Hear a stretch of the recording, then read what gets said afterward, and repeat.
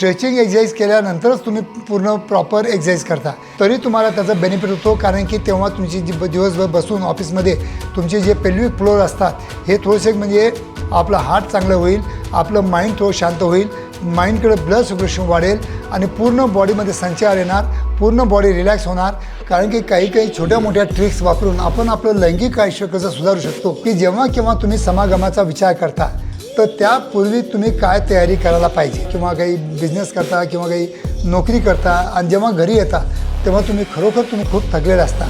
कारण की त्याच्यामुळे काय होतं की दिवसभरामधलं जे की तुम्हाला अँझायटी आलेलं असेल, डिप्रेशन आलेलं असेल किंवा तुमच्या मनामध्ये भरपूर म्हणजे विचार गोंधळ करत असतील. नमस्कार मित्रांनो, लैंगिक आयुष्यामध्ये केव्हा ना केव्हा आपल्याला काही ट्रिक्स वापरावाच लागतात. कारण की काही छोट्या मोठ्या ट्रिक्स वापरून आपण आपलं लैंगिक आयुष्य कसं सुधारू शकतो त्याच्याविषयी मी भरपूर व्हिडिओ तयार केलेले आहेत, भरपूर व्हिडिओ बनवलेले आहेत. तर नक्कीच तुम्ही ते मागे जाऊन बघू शकता.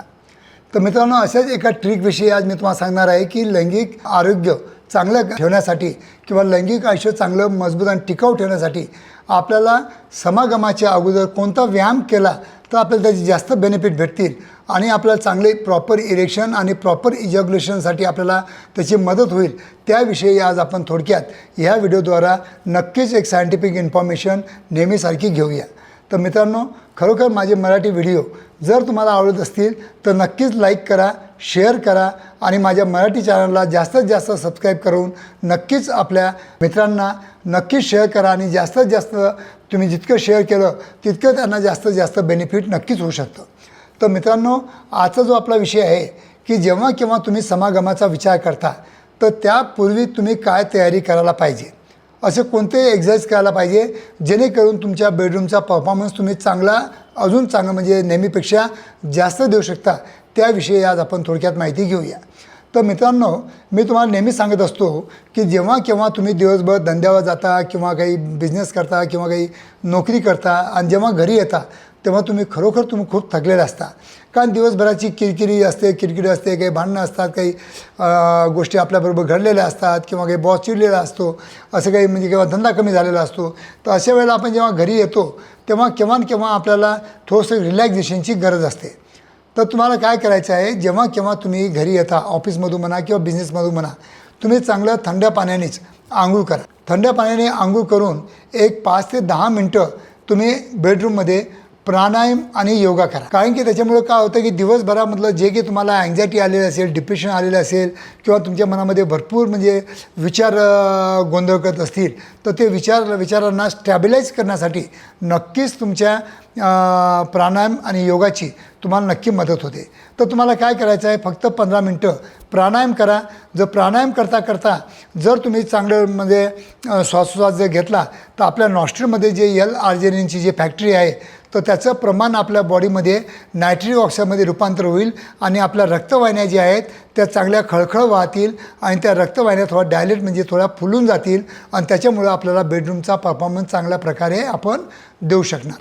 एक गोष्ट.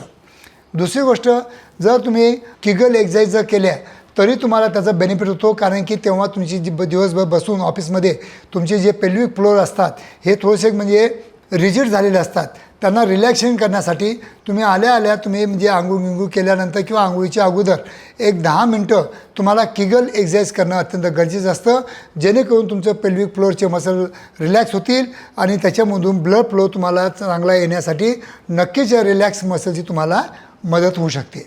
तिसरी गोष्ट तुम्हाला मी सांगेन की ज्या वेळा तुम्हाला आता तुम्ही विचार करताय की आज आपल्याला समागम करायचा आहे, त्यावेळेला तुम्हाला आंघोळ करण्याच्या अगोदर एक 5 ते 10 पुशअप मारणं गरजेचं असतं, जेणेकरून तुम्हाला स्टॅमिना आणि एनर्जी भेटेल आणि त्याच्यामुळं तुमचा बेडरूमचा परफॉर्मन्स नक्कीच इम्प्रूव्ह करण्यासाठी त्याची पण मदत होईल.